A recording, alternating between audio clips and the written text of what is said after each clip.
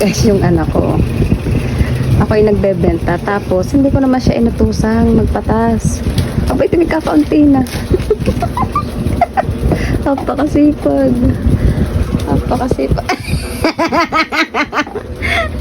Kasi pag naman ang anak kong iyan, kahit hindi utusan eh. Alam na alam kung saan papatasin eh. Oh, kaganda. Ano na po Kulay. Kagaling naman ang baby kong iyan. Very good eh. 10. Very good yan eh. Oh, ubos. Ako'y kumuha lang din ng 3. Tinilagay ko sa freezer para malamig. Aba, ako'y nagbebenta lang eh. Wana! Tapon. Saan itatapon? Tapon eh. Saan ang tapon niyan?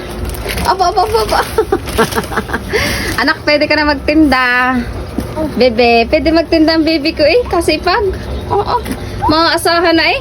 Very good. Pakis mo na ako. Pakis. Apir mo na, apir. Wait lang ta. Apir mo na, apir. Apir.